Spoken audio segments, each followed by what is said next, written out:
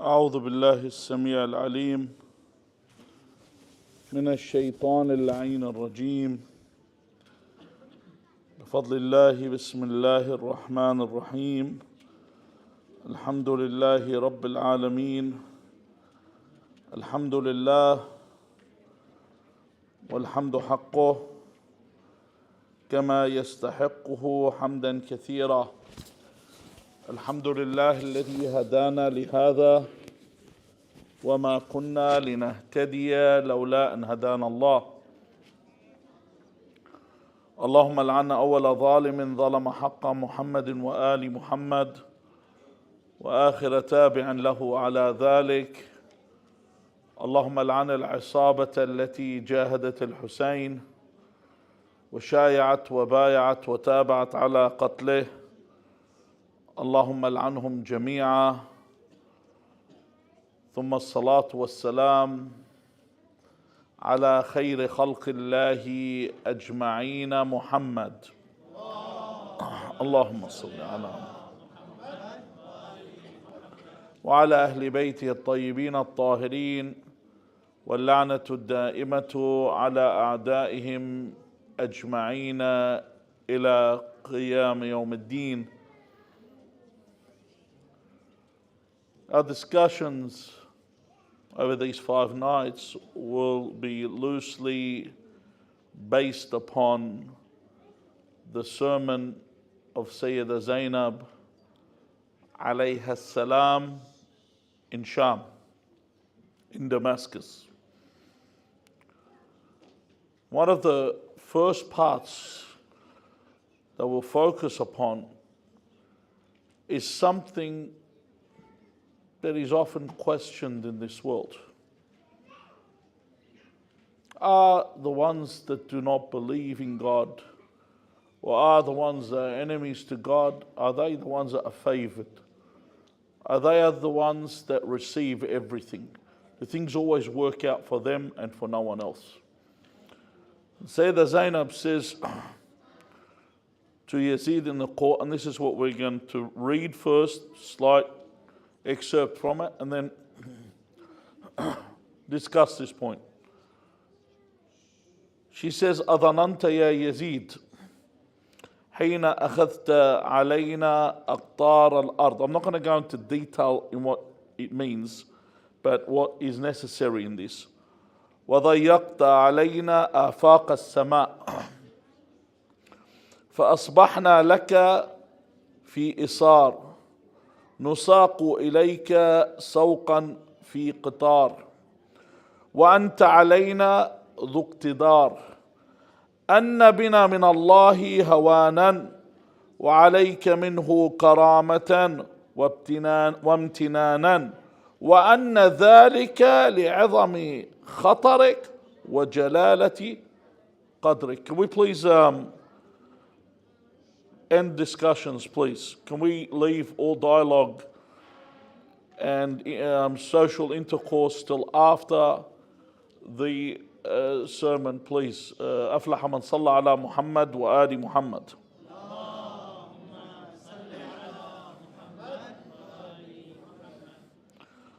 So basically what Sayyida Zainab alayha salam, that's saying, do you think that we have become humble and despicable because we were slaughtered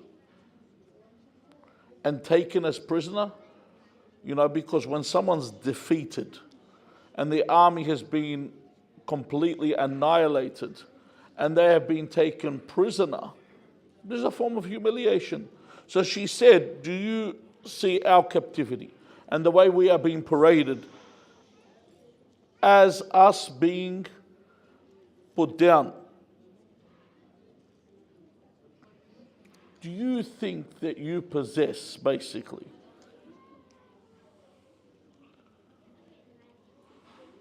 sisters, I'm not going to continue to the ladies in the back, I'm not continuing till discussions are over. I'm watching you. When you're finished, I'll finish. يا نسوة يريد يسولف خليه يسولف برا، يعني خلينا نخلص. اعطوني مجال عشان اللي قاعد على المنبر صعب عليه يتكلم والناس قاعدين يتكلموا ويا بعض. أفلح من صلى على محمد وآل محمد.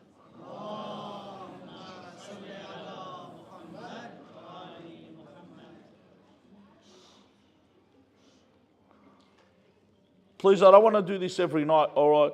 I will not give a discussion, and I'll sit only with the men. If the women are going to talk, I will sit with the men and I won't bother anymore. I'm being serious. So in order for us to be able to discuss, I don't want to go through this arrangement every night. Sallu ala Muhammad wa ali Muhammad.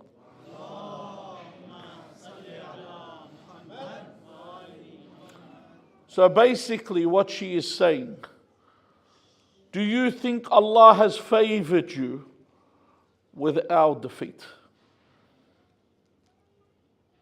This is the first point. Now, before we start, let us reflect over one thing with regard to this world.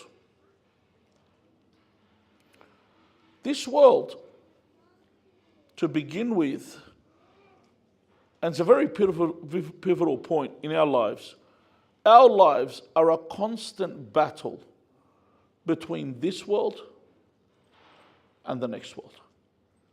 Eternally, this is going to always be a conflict within. And the choice I make and the destination I choose is based upon the path I undertake. See, many people go to Hajj. Many people go to Ziyarah. But they go to Hajj so they can return, and people are told and call them Hajj and give them that respect. Or they go to Ziyarah, people call them Zawar.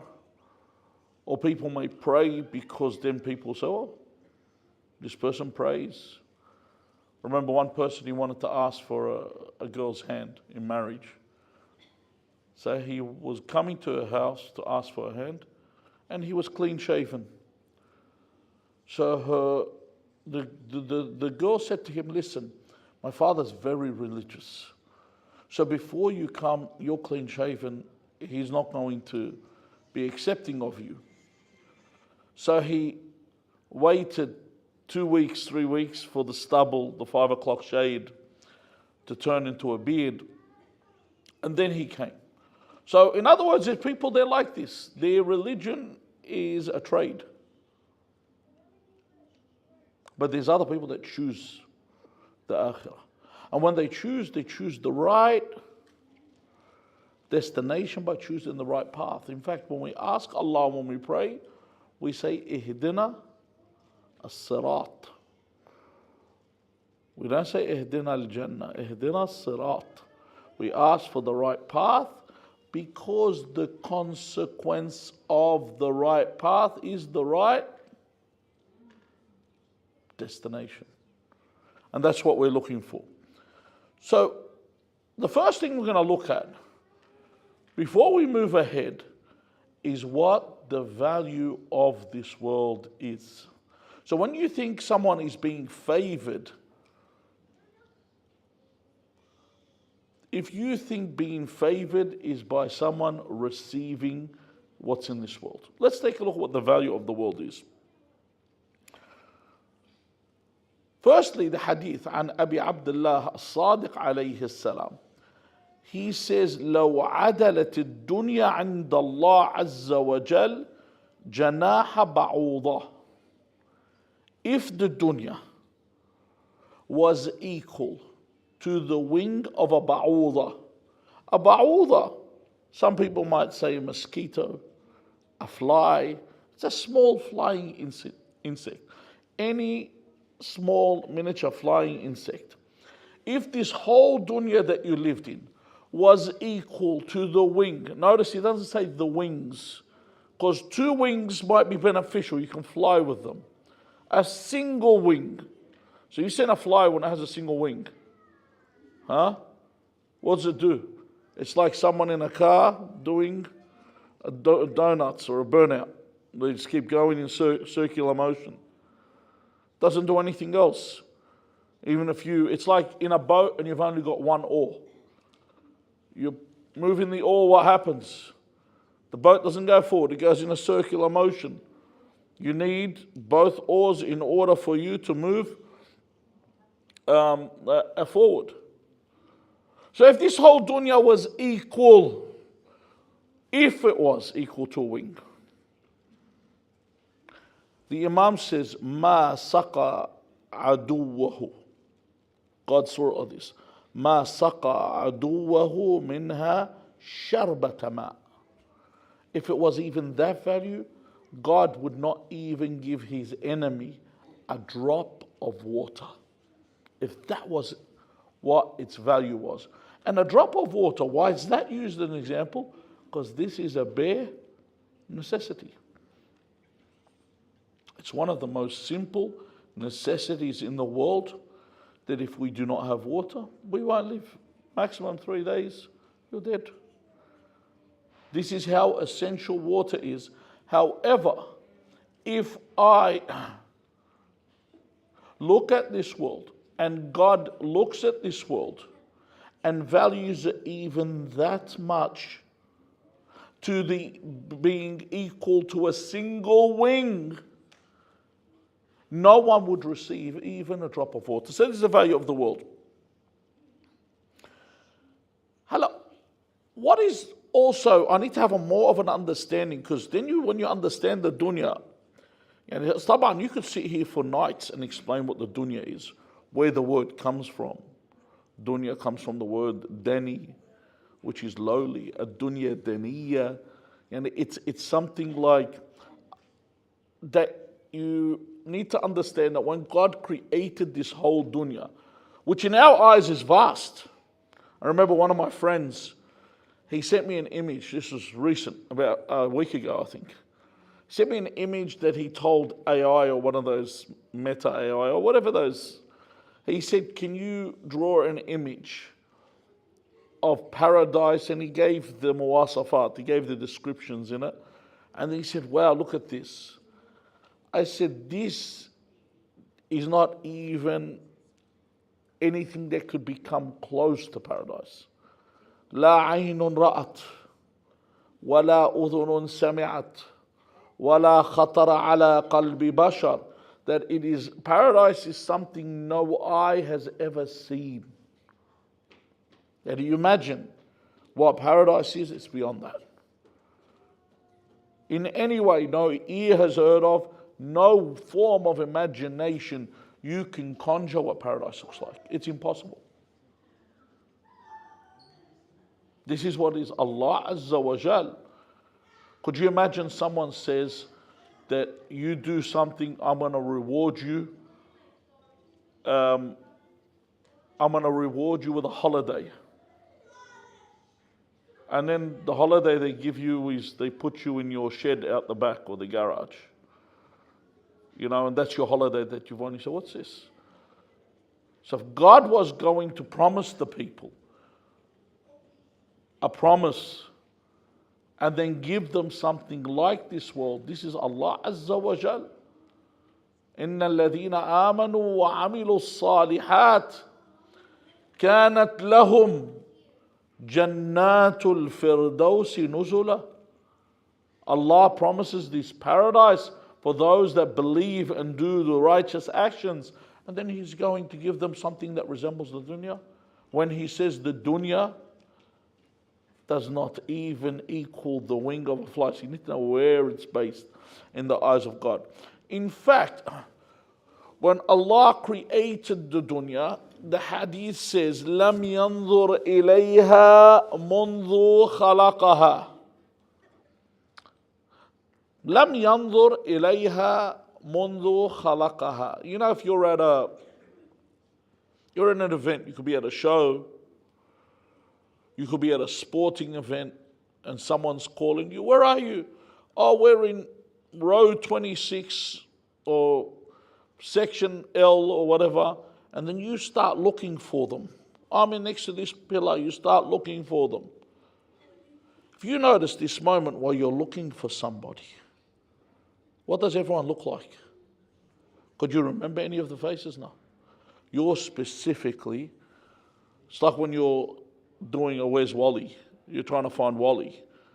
you're scouring through, there's a lot. You might even see something huge like an elephant and you just skip past the elephant, it's not there. Allah did not look towards this dunya from whence He created it. And it's of no value. It's insignificant to Allah Azza wa Jal other than this. This is why the world has all these undesirables. This is why you'd believe that the Sodomites would have such a strong word. The Zionists would have a strong word. What's it called? The pedophiles. If you look at I remember once in Australia, they caught 4,000 pedophiles. There were judges, lawyers, you name it, people in high positions that were caught. Let's not go too far. Epstein's Island, which everyone's forgotten about. They totally forget about Epstein's Island. It's disappeared. And you see all these people, drug dealers, extortionists, they all live in this world. Why? And they all have positions. In fact, whenever you hear about a drug dealer, what are they? They're glorified. That they couldn't, the biggest drug dealer in history that we know of modern times, mass murdering drug dealer, they made so many shows about him, Pablo Escobar. And they glorify him. And people, you'd sit down, they'll tell you, do you know how much money Pablo Escobar had? I said, and who's Pablo Escobar? Who is he? Or when they talk about a drug dealer, notice they'll make a show about them and they glorify them. They don't make them into people that are looked down upon. This is what this world is. Amir al-Mu'mineen, Ali ibn Abi Talib alayhi salam, says, الدنيا تغر وتضر وتمر. الدنيا تغر. Taghur entices you. It makes itself look like. It makes itself. See, because if I ask people about the dunya, is there anyone here that really, when we have a solemn moment, people that come to the center, people in general, is there anyone here that thinks they're going to live forever? They know what this world is. They know this is I always tell people, we are all terminal patients. The only difference with us and someone that's deep in an illness is sometimes they'll give them an estimation of how long they'll live. With us, you don't know. But we're terminal.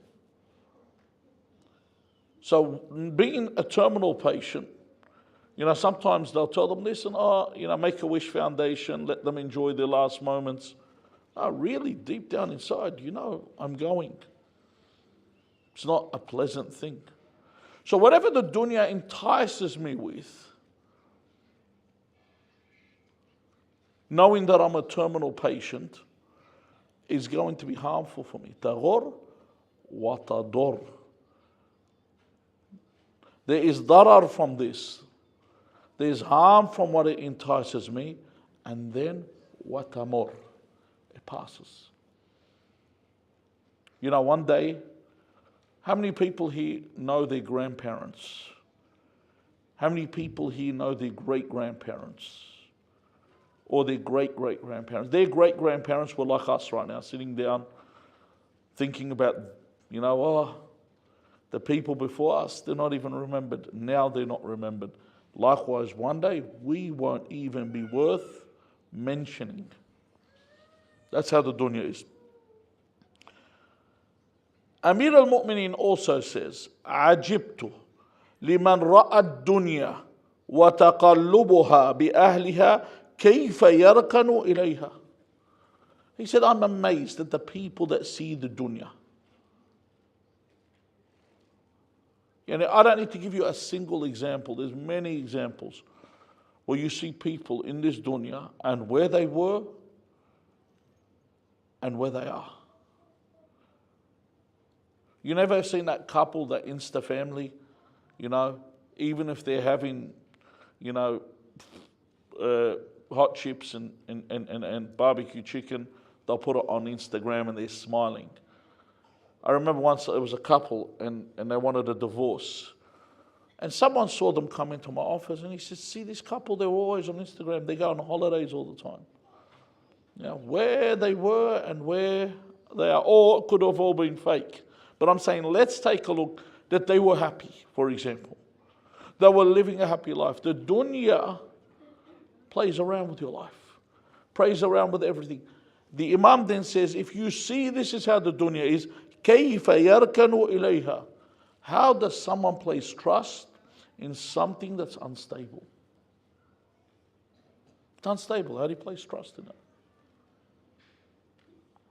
How can I trust something that has no stability whatsoever? This is the way that the dunya is.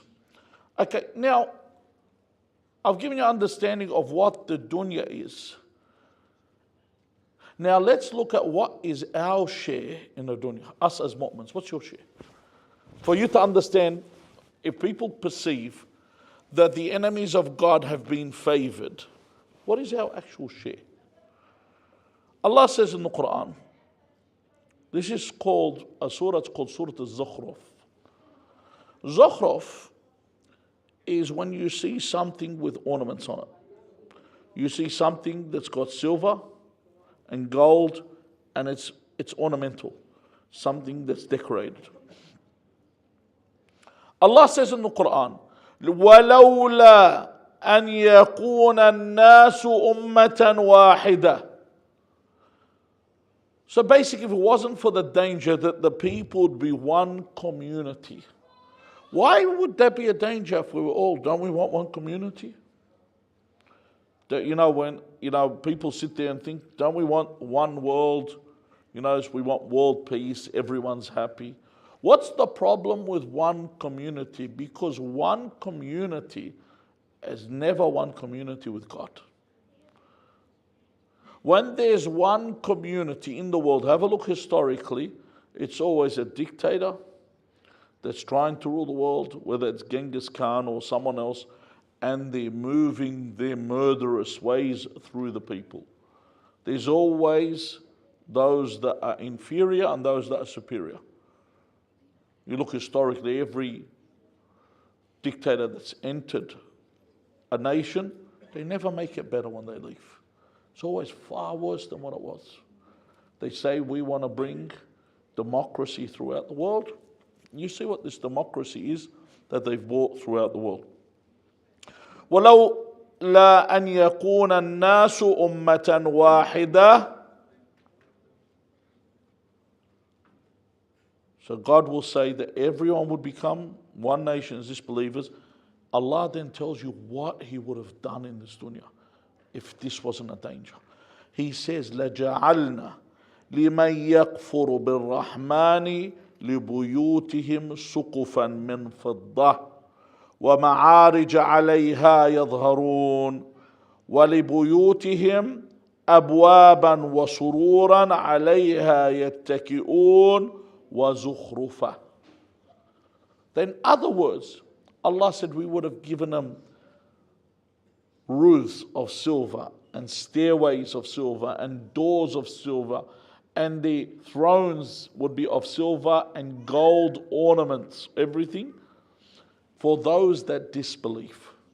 So in other words, we are expected to get nothing. The believer is meant to have nothing in the dunya. But the reason why the believer is given something, God says that more than likely everyone would become a disbeliever. So He gives us something just to keep us in check, to keep us here. Otherwise, we are meant to have nothing. So if you're a believer and you're a millionaire, remember these millions that you have been given, you were never meant to have them. This is something God has given you like an extra. It's like when you book a plane ticket and they say, listen, we're going to upgrade you to business class or the first class. You didn't buy this. You didn't earn this. You were not meant to have this. You've just been given this for now. Why?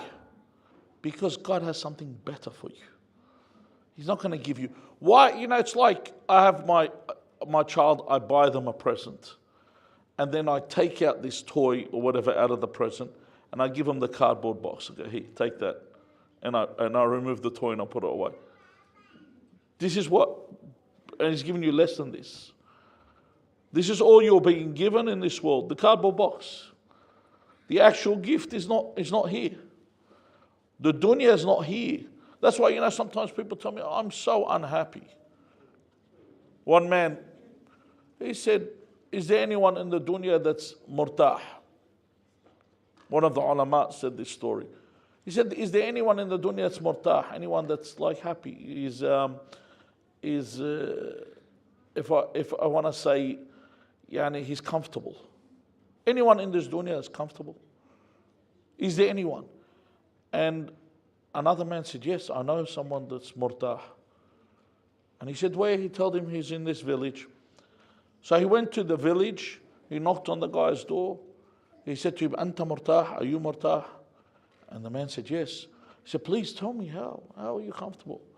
He said, no. He said, my name is murtah. That's my name. No one's comfortable. If you don't have a problem with your spouse, you have a problem with your children. You don't have a problem with children, you have a problem not getting children. You have a problem not getting a spouse. You have a problem not getting a job. I remember one of the sisters related to me. Actually, I'll say who it is. My brother's been here before. His second eldest daughter. She came first in 4 subjects in year 12. She was the dux of the school. And the year before, she was really excelling in everything. And she went for school captain, and they didn't give it to her. She was upset because she was a model student. So when she mentioned, I said to her, this is the world. I said, do you think at the time, when it happened, I said, have a look at the world around you. At the time, there was all these colorful characters in power. I said, this guy would be president and that guy would be prime minister if it was given to the people that were most worthy. Who's it given to? It's just given. It's like we're picking, what do they say? Pulling straws. It's like a raffle, when you just open. It's like a Kinder Surprise. You open up, God knows what you're going to get in there. Yeah, you're going to be the king. It's not given. Things aren't given to the most valuable or the best for that position with regard to the dunya. This is how the dunya has been dispersed. That's all it is, nothing more. So what happens is people get to the point where they start to believe that this is not right, this is unfair. When someone's rich, they tell you, I'm rich because God favored me. Have you heard that before? They say, God favored me, that's why I'm rich. Or so God favored me, that's why I'm strong. You see, meet these people, they're physically strong. Or someone's highly, I won't say intellectual, because an intellectual person believes in God. Someone says Stephen Hawking had such a high IQ, he could do quantum physics equations in his head. He was so intellectual. I said, stop. He wasn't intellectual. Because you really need to be an imbecile to believe this whole world came into existence out of nothing. You're definitely an imbecile. There's no way I'd consider you with any intellect whatsoever.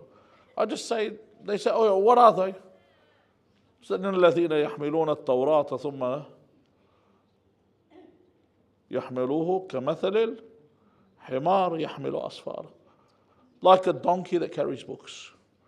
Just a person with a lot of information, read a lot of books, but doesn't apply what they read in this manner. So what happens is people get to the point and say, if, you've heard this when they say, if this person wasn't favored. Sometimes you hear someone on the mumbar say, this person was so favored that he was buried next to or in the shrine of Imam Hussein alayhi salam. I said he wasn't favored. He had good connections. Seriously. He had good connections. If people think it's a virtue that he's buried there, then Harun Al-Abbasi is buried next to Imam Rida. Everyone knows that. Harun is buried next to Imam Rida. Does that mean that he has been bestowed with some significance? That he's this dunya, there's no thing that you can think that it is fadl from Allah that you've been given this. Your station in the hereafter is where the fadl is. And people reach the distinction. That's what I mean by fadl.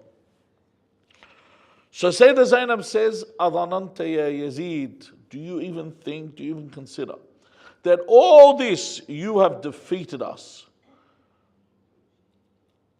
You have massacred us in the worst possible way, taken us as captives, paraded us through the streets. Do you think Allah has favored you with this?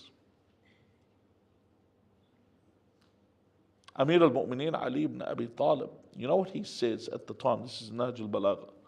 And these are the things people say today. What they see in the world around us, they say, hold on.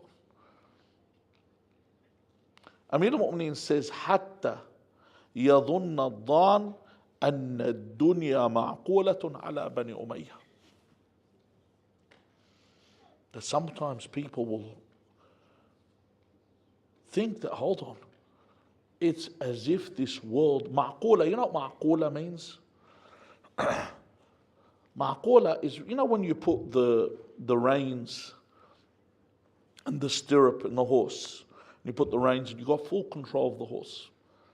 So we say in Arabic, musakhara lahum, that the dunya has become like a ride for them, that it's fully under their command. Amir al-Mu'mineen says it will get to the point where people will think that the dunya is under the command of Banu Umayyah. Amir al-Mu'mineen is talking, this is before the martyrdom of Imam Hussein. He's telling us the way we will perceive the world. The world, you get to the point, write something in Google about Islam, the first 20 entries you get are all from Banu Umayyah. You want to learn about the history of the Prophet, what do you get? You get from Zayd and Abed. You get from someone that has no idea on how to do tayammum, giving you an opinion on the Messenger of God. And those that were the ones that knew Rasulullah, absolute silence. You hear nothing from them. Nothing's mentioned in any of the search engines that you look at. So you must think to yourself, hold on, and look at the world around you. They are the ones, their narrative is the one that is spread. Like, you know, with history, we study history. The first thing that I got, and this is why people should research history. Everything you've been taught at school isn't the correct history. You know, when I was a child, I used to love Captain James Cook. I used to love him so much because they taught us. And I looked at him as an explorer that would discover new land. And I used to hate Hawaiians. Do you know why? Because they killed Captain Cook. And I was thinking, why would they kill him? Such a pleasant guy. Why would they just go kill him? So it's either they are really evil or Captain Cook wasn't who I was told he was. So I researched the narratives again. I went through the narratives again, what they teach you on what really happens. Because who writes history? Do you want to know who writes history? The victors. Napoleon Bonaparte, what does he say? He says history is nothing more than a bunch of lies agreed upon. You want to know an example of history? Have any of you been involved in an event that went onto the media? In your head, think about it. Any incident happened to you, even went in the local newspaper. Tell me if the article that was written was true to what the incident was. Go have a look at it. I remember we have one loose cannon imam, as he calls himself, and I'm not going to go into more details so I don't get written up in the Daily Mail or something. And one reporter contacted me, said, I would like to ask you about this person. What is your opinion of this person? I said to her, I've never given him a platform. I've never invited him. And she said, yeah, but what do you think of him? I said, no, ask the people like Sky News and Andrew Bolt and all these people that have given him platforms. Why do they give him platform? Don't ask me. I'm not going to give you, because I know these people, all they're after, as one journalist said, I would rather be first than tell the truth. So I want to report the story. And they're willing to put themselves, a gentleman from our community got a 6-figure payout, over $250,000. Do you know what for? They had arrested some drug dealers and one of them had his name.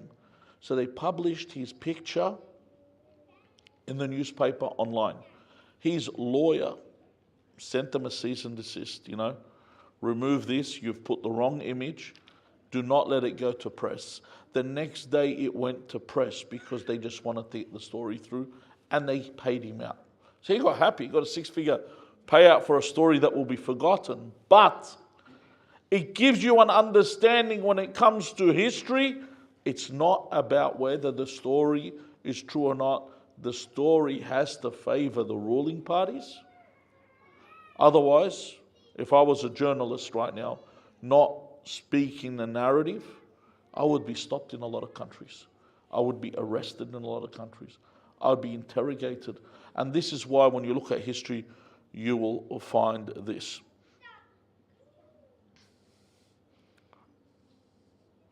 Now, when we look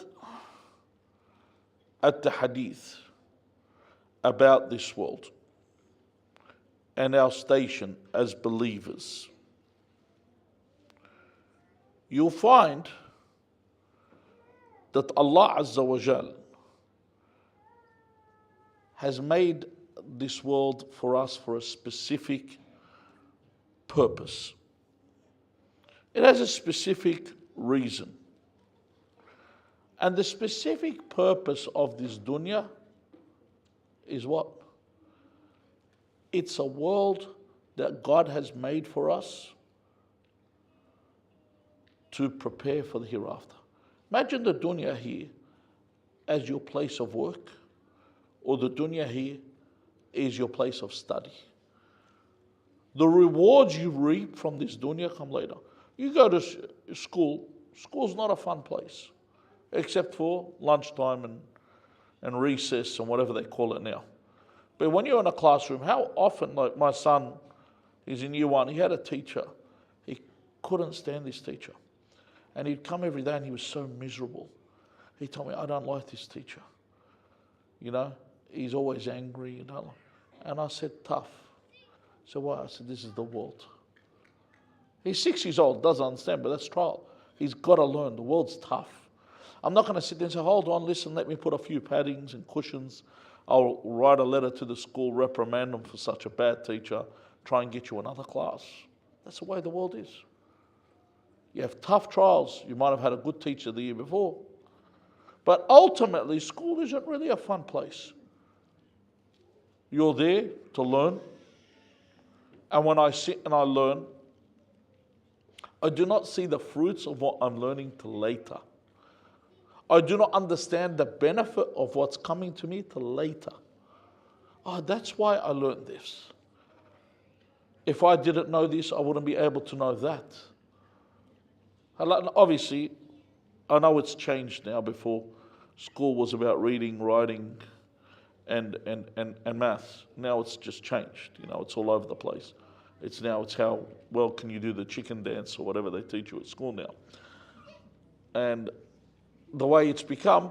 But likewise, when you go to work, they asked one of the actors, they said, have you ever taken a role in a film that you didn't like? He said, well, my father used to say, you have to do the things that you don't want to do in order to do the things that you do want to do. So in the dunya, we pray, for example. We fast. In the akhirah, we don't. In the Jannah, there's no prayers. In the Jannah, there's no fasting. It's different. The dunya works like this. It's the world of what? This is the world of the proving grounds, where we actually put our effort in, we sow that seed, and over there we reap the reward. Imam al-Sadiq alayhi salam says to Fudayl ibn Yasar, I mentioned, لو عدلت الدنيا, this is in the same hadith. He says, إنه من كان همه هما واحدا كفاه الله همه ومن كان همه في كل واد لم يبال الله بأي واد هلاك.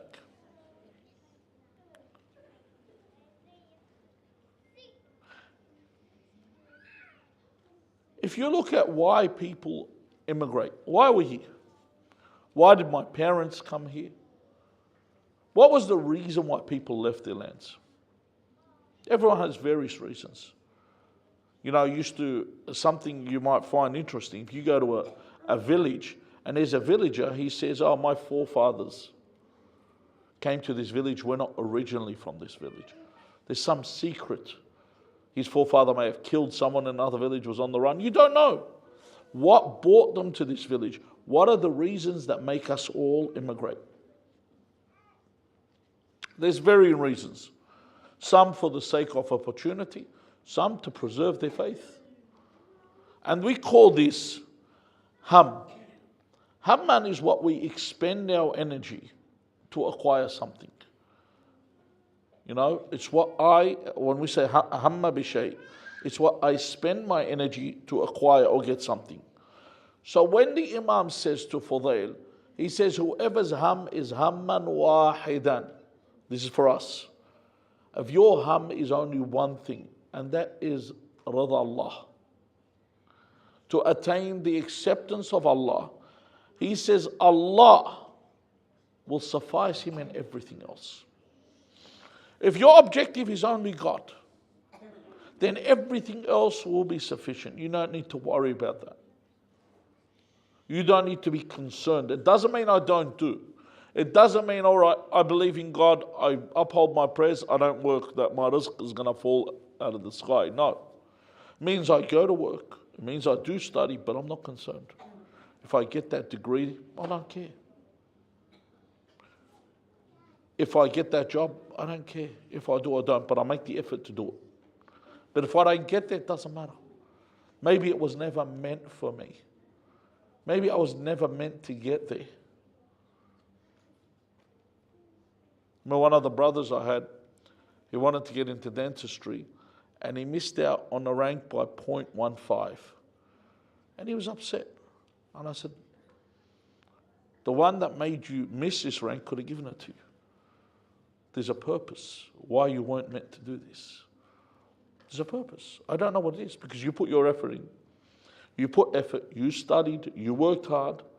You did not get the result that you wanted, because you thought that result was the good result, but that wasn't a good result.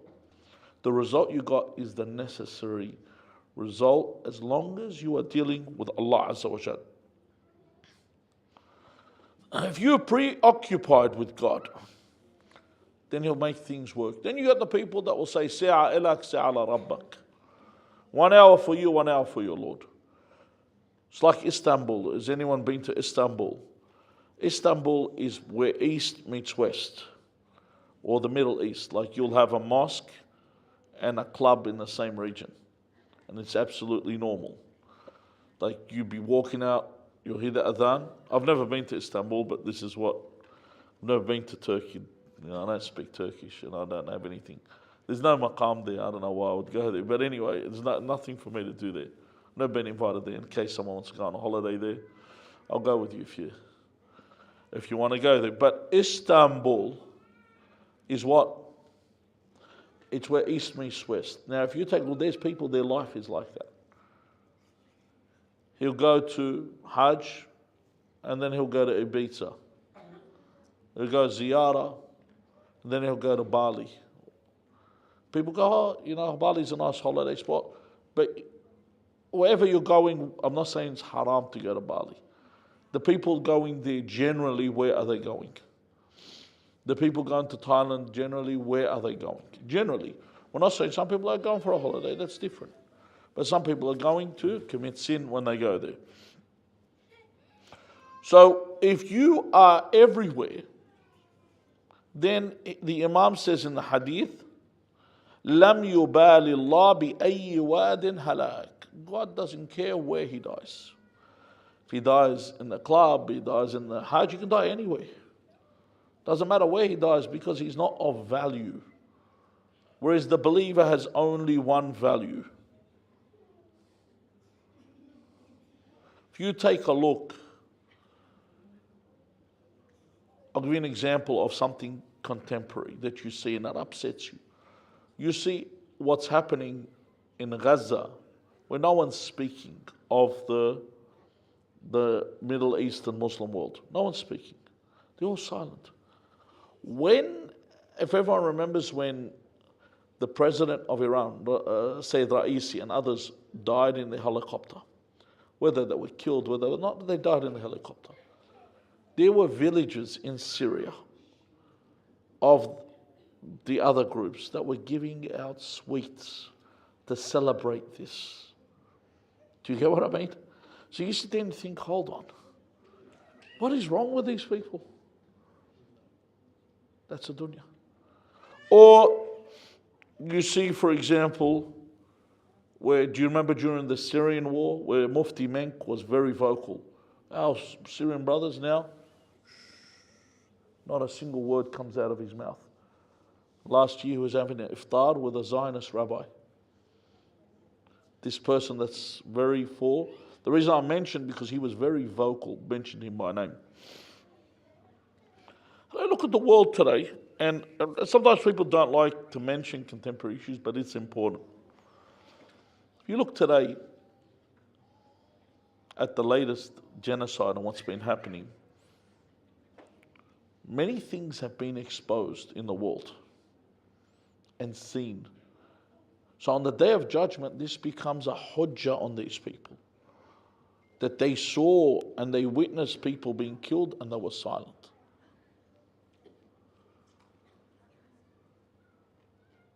You know, Imam Hussein alayhi salam, when he left Mecca, do you know how many people were with him when he left Mecca, Medina, went on his journey after when he sent Muslim? How many people do you think were with him? See, when we listen to the story, we think he was just him and his family. There were over 4,000 people with him. Over 4,000. Where did they go? The second letters came back that Muslim had been killed in Kufa, they left.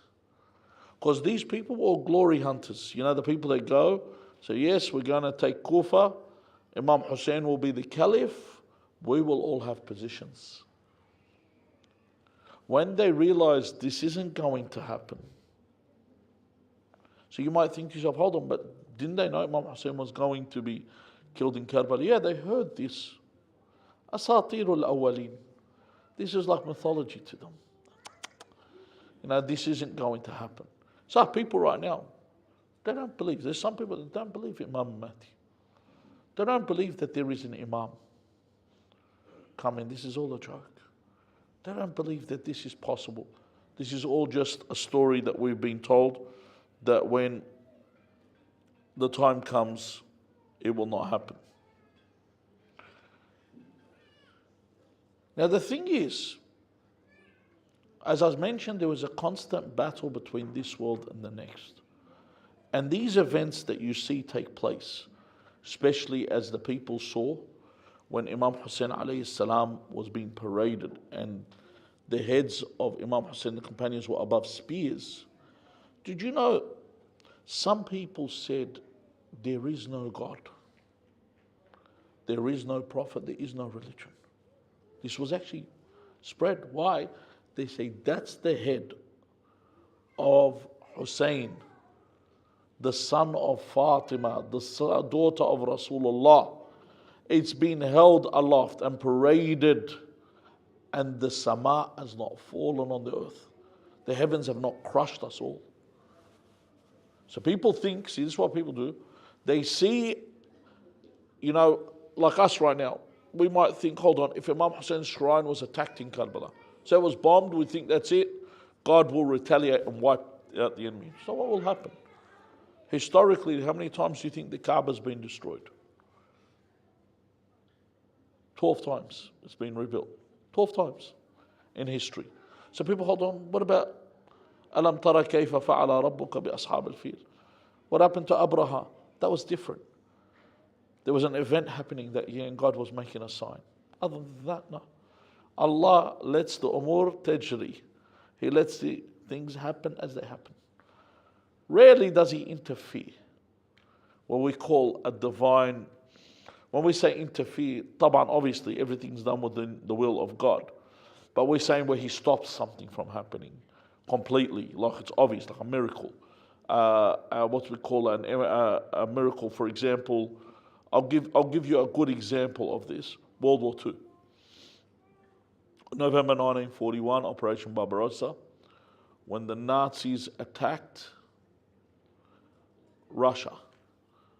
Winter came 6 weeks early. If it wasn't for that, the Nazis would have won the war. So when someone asks who defeated the Nazis, I always tell them the General Winter. You know, Winter just turned up and God stopped the Nazi incursion of Russia, nothing else. You go research.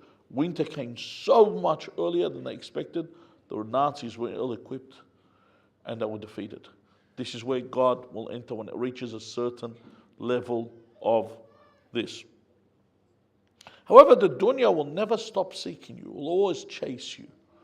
And this is the thing you need to understand here. أَرَدَتْهُمُ الدُّنْيَا وَلَمْ يُرِيدُوهَا. The muttaqeen, the dunya chases them, but they do not want it. Then it says, وَأَسَرَّتْهُمْ, Amir al-Mu'min says, وَأَسَرَّتْهُمْ فَفَدَوْا أَنفُسَهُمْ مِنْهَا. See, it captures you sometimes, the dunya. You get caught up in the dunya. So what you do, you need to ransom yourself to get out of it. You have to sacrifice something. You get opportunities in your life. I had one of the brothers, he applied for a job that he really wanted. He had just finished uni, he was an engineer, he wanted this job. He applied, they told him your application was the best. Good. We only have one problem. And he said, what's that? They said, do you have a problem with alcohol? We've dealt with Muslims, they have an issue with alcohol. Like if we sat with meetings, there is going to be alcohol on the table.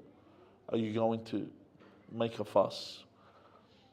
If we have a party, there's going to be alcohol present.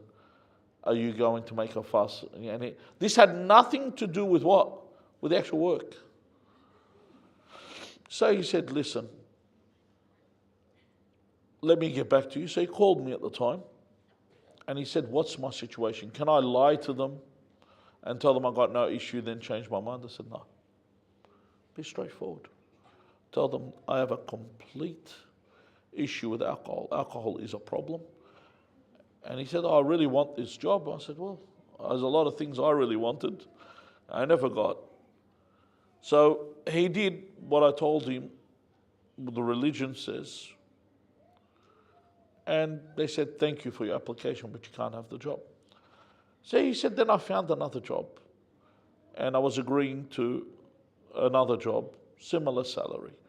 He said, and these people called me back.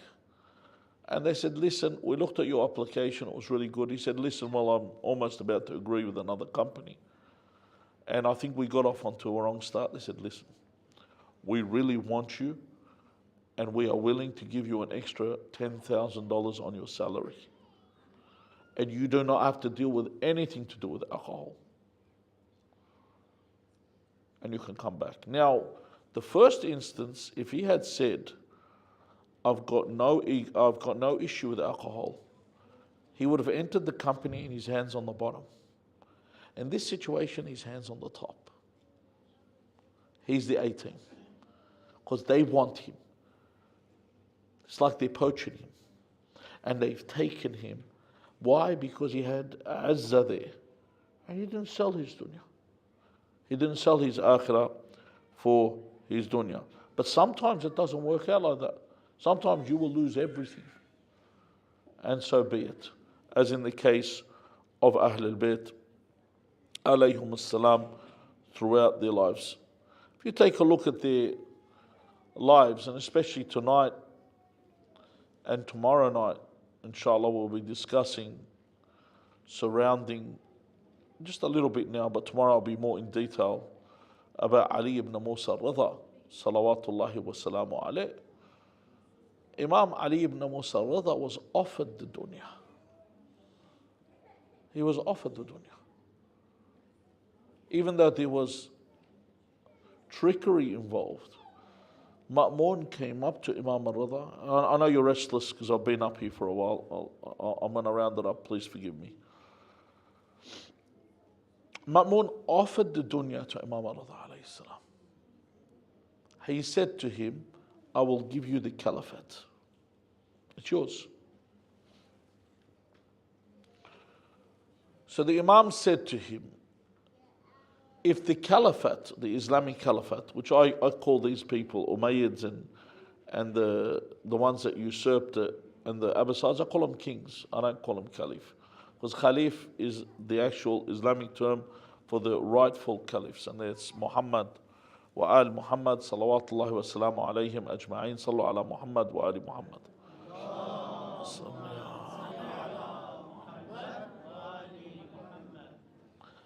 So he offered him the caliphate, and the Imam said, if Allah has bestowed this upon you, that you are the rightful caliph, then you have no right to give it to someone else.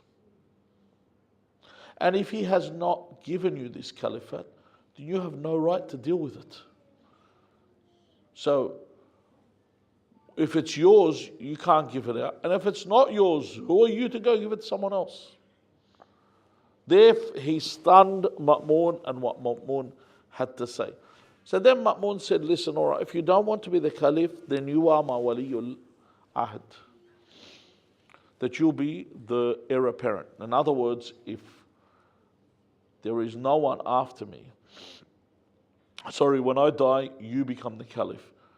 The Imam rejected this. Then Ma'mun said, you have no choice here. You either take it or we take your life. And he wanted in not so many words. So Imam al-Ridha here, this was a bitter pill for him to swallow. Firstly, the heir apparent is like the vice president. You really have no place. So you're just someone that comes for photo shoots. You really have no say. It's like if you look at it's like looking at Prince William right now.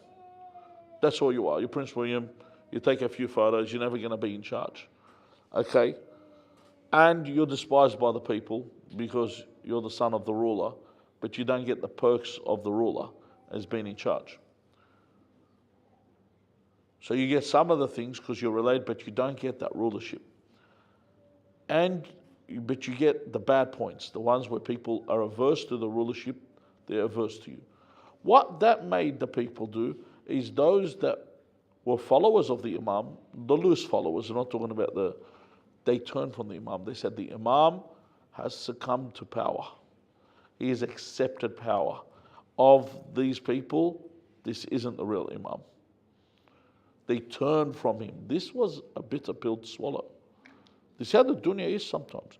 Sometimes you may be depicted in the worst possible way. And people believe the first thing they're told when it's negative.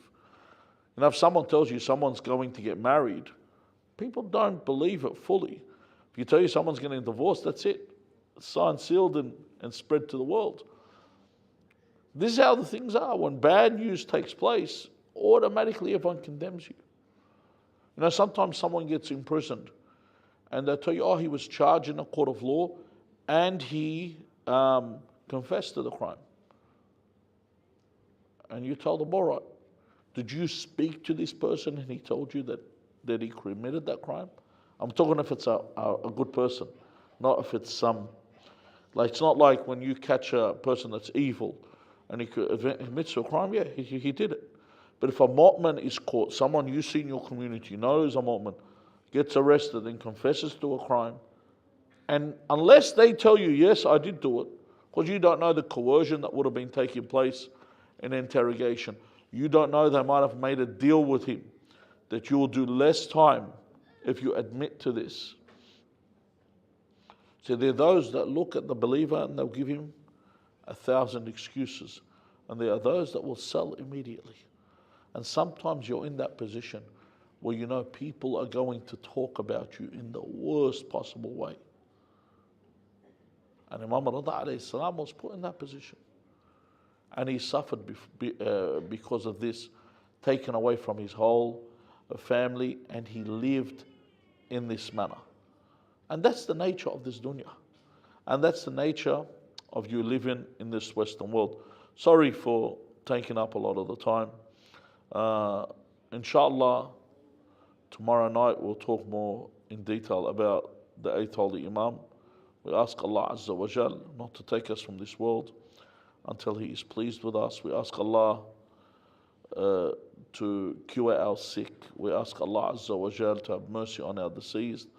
We ask Allah to take care of Zawar Abi Abdullah al-Hussein alayhi salam, and inshallah they return safely to their families. We ask Allah to hasten the reappearance of our master Al-Hujjat ibn al-Hasan al-Mahdi, arwahuna fidah. بسم الله الرحمن الرحيم اللهم صل على محمد وآل محمد اللهم كن لوليك الحجة ابن الحسن صلواتك عليه وعلى آبائه في هذه الساعة وفي كل ساعة وليا وحافظا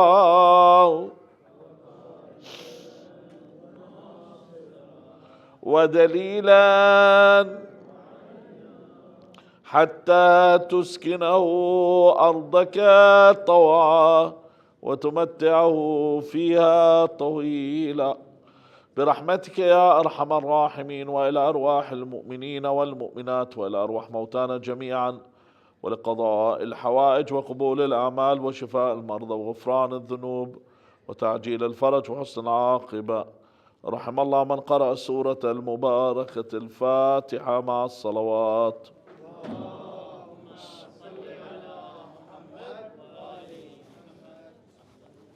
أحسن الله إليكم.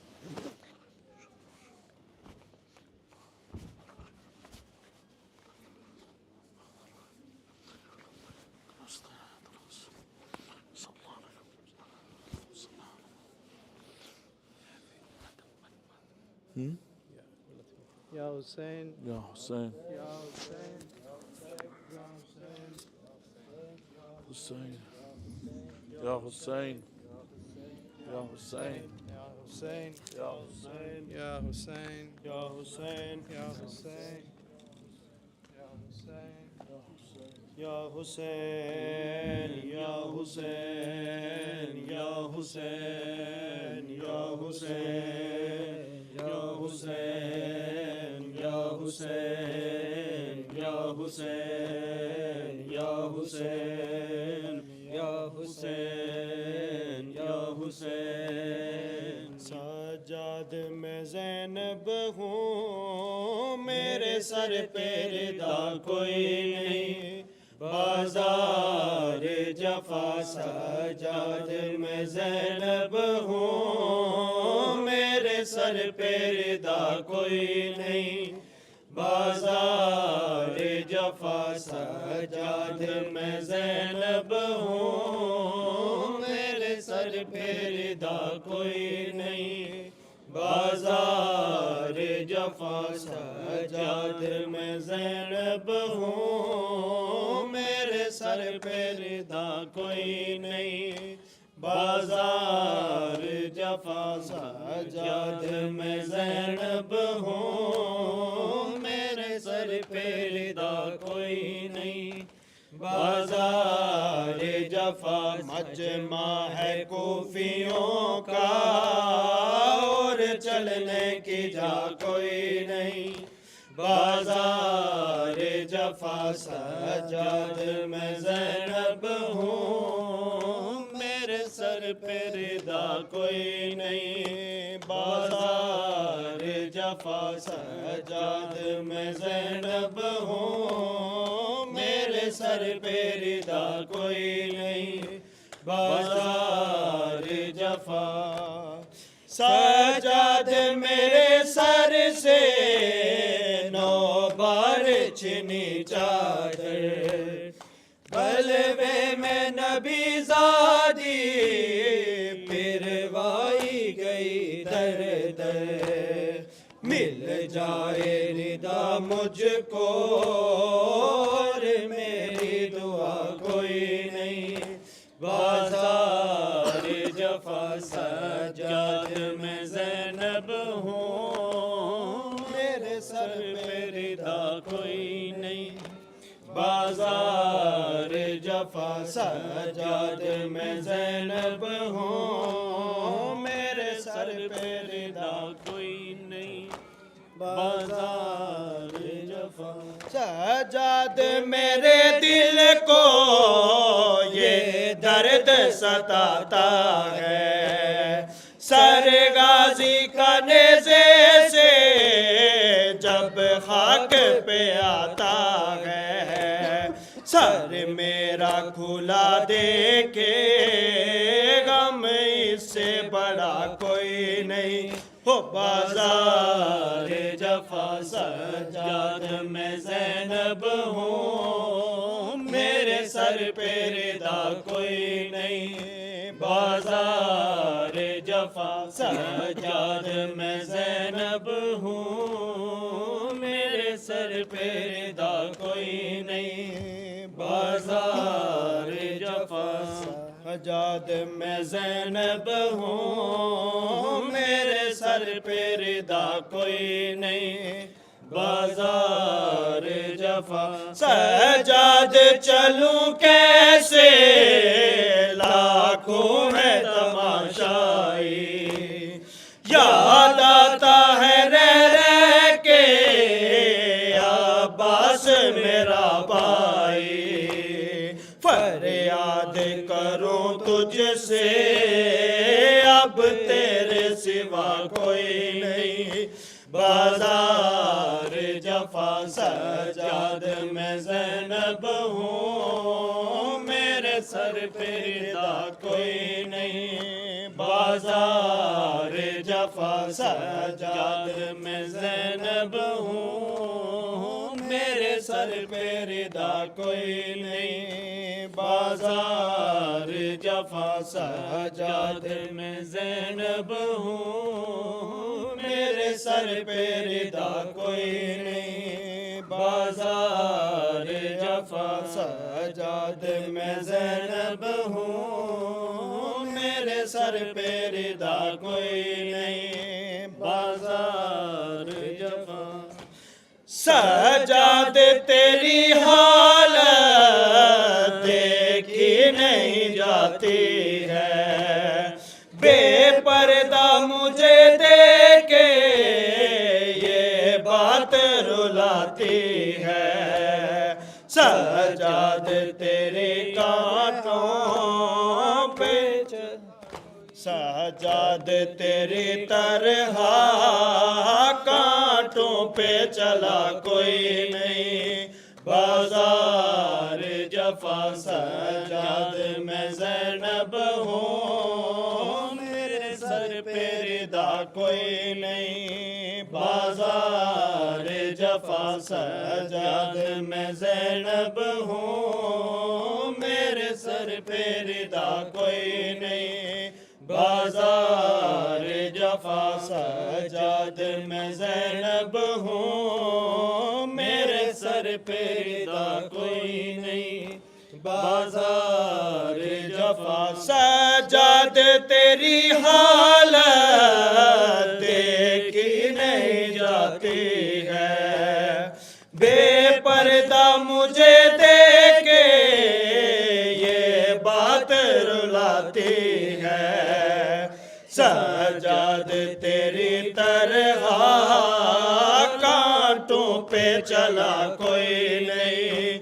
बाजार जफा सजाद में ज़ैनब हूँ, मेरे sir पे रिदा कोई नहीं। बाजार जफा मजमा है कूफियों का, और चलने की जा कोई नहीं। बाजार जफा सजाद में ज़ैनब हूँ, मेरे सर पे रिदा कोई नहीं।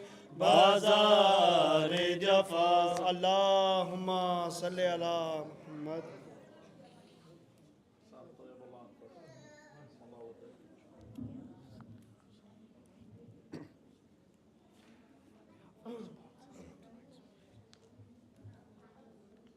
صلوا على محمد وآل محمد. Just before we begin our salam, I would like to ask everyone to recite Surah Al-Fatiha for all the sponsors of tonight's program with a loud salawat ala Muhammad wa ali Muhammad.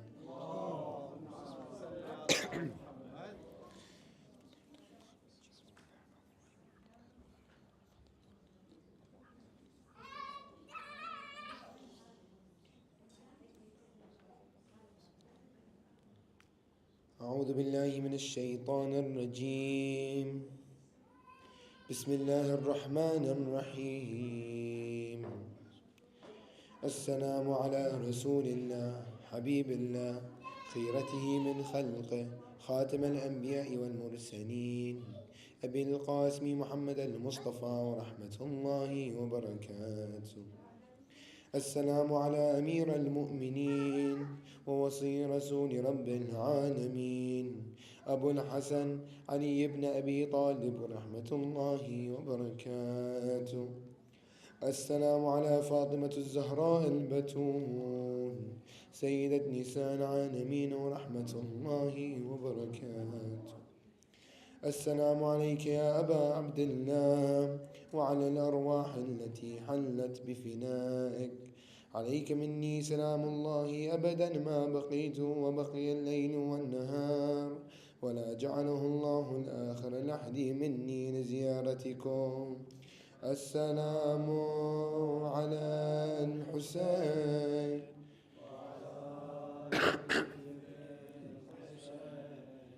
وعلى أولاد الحسين وعلى أصحاب الحسين، خصوصا سيدي ومولاي أبو فضل العباس وأختي زينب أم كلثوم جميعا ورحمة الله وبركاته.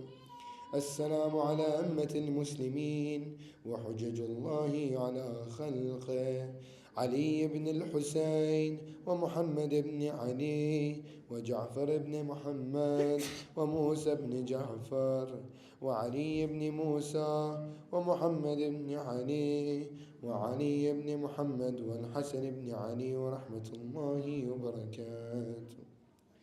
السلام عليك يا مولاي يا صاحب الزمان، السلام عليك يا خليفة الرحمن، السلام عليك يا شريك القرآن، السلام عليك يا إمام الإنس والجان.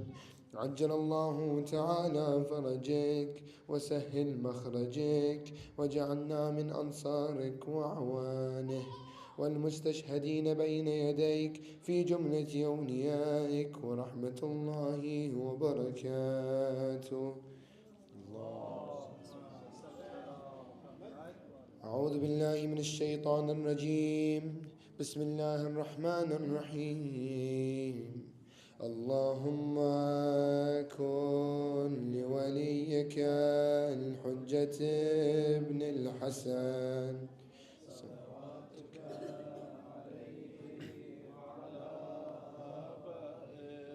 في هذه الساعة وفي كل ساعة وليا وحافظا وقائدا وناصرا ودليلا وعينا، حتى تسكنه أرضك طوعا وتمتعه فيها طويلا برحمتك يا أرحم الراحمين.